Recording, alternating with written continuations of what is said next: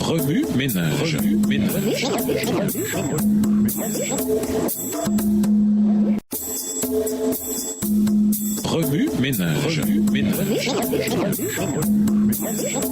Bienvenue dans votre émission Remue ménage. Nous voilà à la leçon de mercredi. Mais qui est-il donc?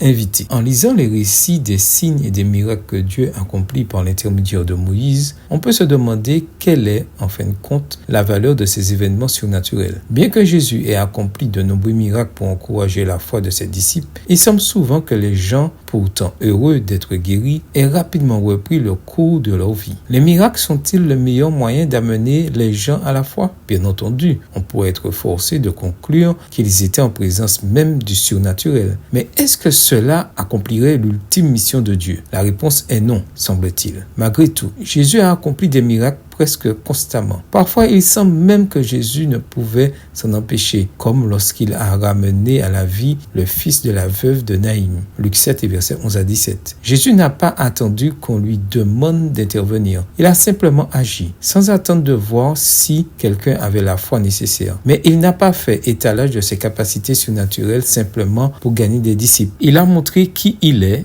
et, plus important encore, qui est son Père. Dans cette perspective, la déclaration de Jésus « Je suis », Jean 8, le verset 58, est peut-être la déclaration la plus directe qu'il ait faite sur son identité. Citant Exode 3, le verset 14, Jésus s'est identifié lui-même en tant que Dieu de l'Ancien Testament. Tous ses enseignements reposent sur cette identité. Tout ce qu'il accomplirait durant les derniers jours de son ministère terrestre serait fondé sur qui il est. Ainsi, la question de l'identité du Christ est impérative. Tout semblait le comprendre. Les scribes s'interrogeaient sur l'identité de Jésus et sur son prétendu pouvoir de pardonner les péchés. Matthieu 9, verset 6. Jean-Baptiste voulait être assuré de l'identité de Jésus. Matthieu 11, versets 2 et 3. Les Juifs exigeaient de Jésus un signe pour prouver son identité. Matthieu 12, verset 38. D'une certaine manière, tous les miracles de Jésus visaient à valider ses affirmations et son identité. Prenons l'exemple de la guérison du paralytique. Mais je veux que vous le sachiez, le Fils de l'homme a le pouvoir sur la terre de pardonner les péchés. Matthieu 9, verset 6. Lorsque Jésus a demandé aux disciples qui les gens disaient qu'il était, la liste était longue. Certains disent que tu es Jean-Baptiste, d'autres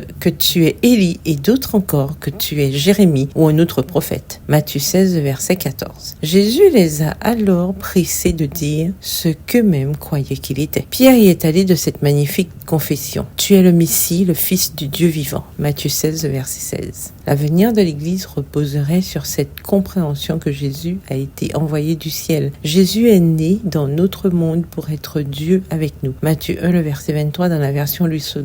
Armés de cette connaissance, nous comprenons enfin notre véritable valeur aux yeux de Dieu. Dieu s'est donné pour être avec nous et pour nous sauver. Remue ménage. Comparez Exode 3 avec Jean 8, le verset 58 pour comprendre ce qu'il dit à propos de Jésus. Où voyez-vous Jésus dans ce passage? Que vous dit Jésus par ce passage? En quoi voyez-vous Jésus différemment ou le voyez-vous de nouveau? Comment réagissez-vous en voyant Jésus de cette manière? Comment pouvez-vous aider ceux qui ont des difficultés à comprendre que Jésus est divin? Au revoir. Et à demain si Dieu veut. Remue ménage. Remue ménage.